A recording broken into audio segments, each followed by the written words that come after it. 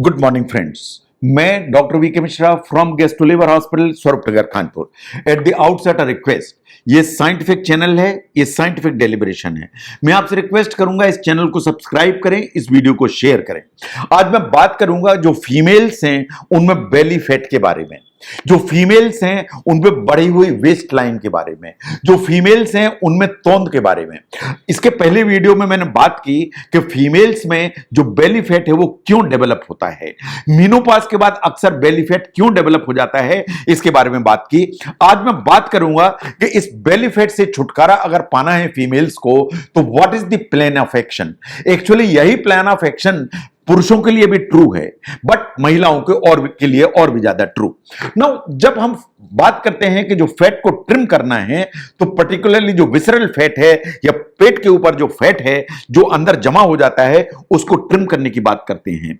जब इस फैट को आपको अलग करना है तो वही डाइट, वही एक्सरसाइज की स्ट्रेटजीज काम करती हैं जो आप वजन कम करने के लिए करते हैं। तो जो वजन कम करने की डाइट है वही आपके इस फैट को भी कम करेगी। जो भी आप स्ट्रेटजी बनाएंगे वजन कम करने की वो इस फैट को भी कम करेगी। जो आप एक्सरसाइज करेंगे वो फैट को कम करेगी, वो आपकी तोंद को भी कम करेगी। इन ओवरऑल आपकी बॉडी का फैट अगर कम होगा तो नेचुरली तोंद की साइज भी कम होती चली जाएगी। नाउ ये बात सही है कि एब्डोमेन या पेट की जो मसल्स हैं उनको अगर टोन करना है तो आप कुछ और भी कर सकते हैं। नंबर वन, अगर आप क्रंचेस करते हैं जैसा आपको फोटोग्राफ में दिखाई दे रहा है, इस तरह के जो क्रंचेस करने से जो एब्डोमेन की जो मसल्स हैं वो उनकी स्ट्रेंथ बढ़ती है, उनकी टोन बढ़ती है, तो आपका जो एब्डोमेन है वो फ्लैट होता है। इसके अलावा और भी टारगेटेड एक्सरसाइजेज हैं जो रेक्टस एब्डोमिनल मसल के लिए की जाती हैं या जो एक्सटर्नल ऑब्लिक मसल्स के लिए की जाती हैं। तो इन मसल की टोन अगर बढ़ती है तो टोन बढ़ने से आपकी जो टमी है वो फ्लैट होती है एंड वो बेहतर महसूस होती है। तो इसलिए जो टारगेटेड एक्सरसाइजेज हैं, चाहे वो क्रंचेज हो या दूसरे टारगेटेड एक्सरसाइजेज हैं, तो वो आपको हेल्प करेंगी। लेकिन सिर्फ ये दो चीजें करने से काम नहीं चलेगा कि दो एक्सरसाइज तो कर रहे हैं लेकिन आप ना डाइट पर ध्यान दे रहे हैं ना बाकी एक्टिविटीज पर ध्यान दे रहे हैं। तो आप सोचें सिर्फ ये दो काम करने से आपकी तोंद खत्म हो जाएगी, तो आप बिल्कुल गलत फहमी में हैं। ऐसा नहीं होगा। आपको ये दो चीजें तो करनी है लेकिन दूसरी एक्सरसाइजेस एंड दूसरे चेंजेस आपको करने पड़ेंगे, तभी आपकी वेस्ट लाइन जो नीचे की तरफ आएगी। Now look at the diet. जो डाइट है उसको आपको हेल्दी करना पड़ेगा। हेल्दी से मेरा मतलब है कि आपको जो डाइट है उसमें प्लांट बेस्ड जो फूड्स हैं उनको बहुत मैक्सिमाइज करना पड़ेगा, उनको बढ़ाने की जरूरत है। उसमें फ्रूट्स को बढ़ाने की जरूरत है, उसमें वेजिटेबल्स को बढ़ाने की जरूरत है, होल ग्रेन्स को बढ़ाने की जरूरत है, जिससे आपकी बॉडी में फाइबर ठीक मात्रा में पहुंचे, न्यूट्रिएंट्स ठीक मात्रा में पहुंचे, एंटीऑक्सीडेंट ठीक मात्रा में पहुंचे, एडिक्वेट अमाउंट की कैलोरीज जो है ठीक मात्रा में पहुंचे, लेकिन ये ओवरलोड ना हो so that you don't gain weight. Now अगर आप ध्यान से देखें कि जो प्रोटीन आपको चाहिए वो आपको चाहिए लीन सोर्स। तो लीन सोर्स कहां से मिलेगा? जितने भी वेजिटेबल प्रोटीन्स हैं वो सब आपको लीन सोर्स ही मान के चलिए कि वो सब ठीक हैं। चाहे आप राजमा खाएं, चाहे आप लोबिया खाएं, चाहे आप दालें खाएं, ये सब लीन सोर्स हैं। इसके अलावा अगर आप फिश इस्तेमाल करते हैं, अगर आप स्किन लेस चिकन इस्तेमाल करते हैं, नट्स इस्तेमाल करते हैं, तो लीन सोर्सेज हैं प्रोटीन के, आपको अवॉइड करनी है। जैसे मीट्स हैं, मार्गरीन है, प्रोसेस्ड मीट्स हैं, उनको अवॉइड करने की जरूरत है। जो लो फैट डेयरी प्रोडक्ट्स हैं वो बिल्कुल परमिसिबल हैं, लेकिन फैट उनका अलग होना चाहिए। हाई फैट डेयरी प्रोडक्ट कहीं से परमिटेड नहीं है। और जो एडेड शुगर्स हैं उनको वास्तव में अलग करने की जरूरत है, और नहीं अलग कर पाए तो उनको मिनिमाइज करने की जरूरत है। तो हेल्दी डाइट के ये 5 कॉन्सेप्ट हैं जो आपको अपने बिल्कुल प्रिंसिपली आपके दिमाग में बिठाने की जरूरत है कि प्लांट बेस्ड फूड चाहिए, फ्रूट चाहिए, वेजिटेबल चाहिए, होल ग्रेन्स चाहिए, लीन सोर्स ऑफ प्रोटीन चाहिए, लीन सोर्स ऑफ प्रोटीन चाहिए बिल्कुल ध्यान से। और जो लो फैट डेयरी एंड जो ना शुगर्स, इनको जरा ध्यान से देखने की जरूरत है। नाउ जो हम हेल्दी डाइट की बात करते हैं तो कुछ चीजें ऐसी हैं जो बिल्कुल अवॉइड करिए, लिमिट कर दीजिए।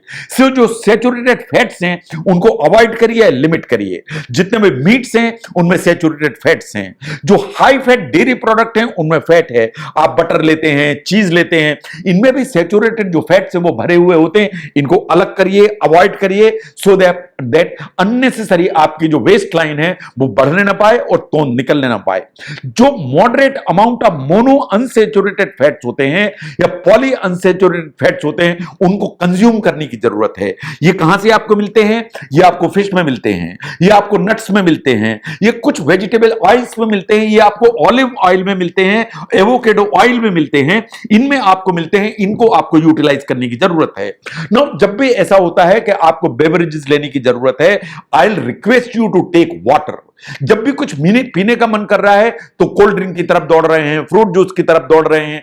इन बेवरेजेस की तरफ दौड़ने के बजाय पानी is the best drink, water is the best drink, इसलिए पानी पीजिए। जो बेवरेजेस हैं जिनमें आर्टिफिशियल स्वीटनर्स हैं वो फिर भी बेहतर हैं, लेकिन जितने भी बाकी सब बेवरेजेस हैं उनमें शुगर पंप करके भरी हुई होती है, उनसे आपको बचने की जरूरत है। Now look at the portion sizes. होता यह है कि आप हेल्दी चॉइसेस लेते हैं कि मैं ये चीज तो खाता ही नहीं हूं, मैं तो यही चीज खाता हूं, मैं तो ये चीज खाती नहीं हूं, यही चीज खाती हूं। तो आपकी चॉइस हेल्दी हो सकती है, आई अंडरस्टैंड, लेकिन अगर आपके पोर्शन की साइज बड़ी है तो आप हेल्दी भी ले रहे हैं लेकिन पोर्शन साइज ज्यादा ले रहे हैं। आप नट्स खा रहे हैं लेकिन कटोरी भर के खा रहे हैं। तो अगर आपके हेल्दी चॉइस है लेकिन अमाउंट ज्यादा है तो अल्टीमेटली कैरीज आपकी बॉडी के अंदर पंप होंगी और डिपॉजिट होंगी। तो इसलिए जो पोर्शन साइज है वो इक्वली इंपॉर्टेंट है। तो इसलिए पोर्शन साइज को नीचे करके रखिए। अगर आप रेस्टोरेंट में जाते हैं तो अपना मील है उसको शेयर करिए, और अकेले हैं तो आधा खाइए, आधा घर ले आइए, बाद में खाइए। तो इसका मतलब यह है कि portion size is equally important. आपकी जो रोजमर्रा की जिंदगी है उसमें वास्तव में एक मॉडरेट जो एरोबिक एक्सरसाइज है, ये एक्टिविटी है, उसको इंक्लूड करके चलिए। एक जो brisk walking on a daily basis, ऐसा माना जाता है कि अगर आप 150 मिनट हर हफ्ते चलते हैं तो ये आपको हेल्प करती है। और अगर आप एरोबिक करते हैं, विगरस करते हैं, वो वास्तव में जैसे आप रनिंग करते हैं, जॉगिंग करते हैं, साइकिलिंग करते हैं, तो इन अ वीक अगर आप 75 मिनट भी करते हैं तो आपको बेनिफिट मिलता है। अगर आप स्टेप काउंटर यूज करते हैं तो साइंस क्या कहती है? साइंस ऐसा मानती है कि अगर आप एवरेज 10,000 स्टेप्स पर डे चलते हैं तो जो वेट गेन है वो वास्तव में होने से रुकता है। और अगर ऑलरेडी आपका वेट बढ़ा हुआ है तो आपको 15,000 स्टेप्स पर डे चलने की जरूरत है। इसका मतलब 15,000 स्टेप्स पर डे चलिए तो आपका जो वेट है वो रिगेन नहीं होगा, इन कुछ ना कुछ आप लूज कर पाएंगे। इसके अलावा जो ये एक्सरसाइज है, वॉकिंग है, जॉगिंग है, साइकिलिंग है, इसके अलावा एक्चुअली आपको स्ट्रेंथ ट्रेनिंग एक्सरसाइज करने की जरूरत है twice in a week, so that आपका जो मसल मास है वो ऑप्टिमाइज हो और बढ़ा रहे। अगर आपका मसल मास ऊपर की तरफ रहेगा तो आपका BMR या बेसिक बेसल मेटाबॉलिक रेट ऊपर की तरफ रहेगा। तो जब आप नहीं भी एक्सरसाइज कर रहे हैं तो भी आपकी बॉडी का जो कैलोरी कंजम्पशन है वो ऊपर की तरफ रहेगा, तो आपका वेट गेन की जो टेंडेंसी है वो नीचे आएगी। तो इसलिए एक्सरसाइज तो जरूर करिए, लेकिन उसकी वैरायटी भी चाहिए। रनिंग, जॉगिंग, साइकिलिंग भी चाहिए, एरोबिक एक्सरसाइज भी चाहिए, लेकिन स्ट्रेंथ ट्रेनिंग एक्सरसाइज वो भी इक्वली इंपॉर्टेंट है।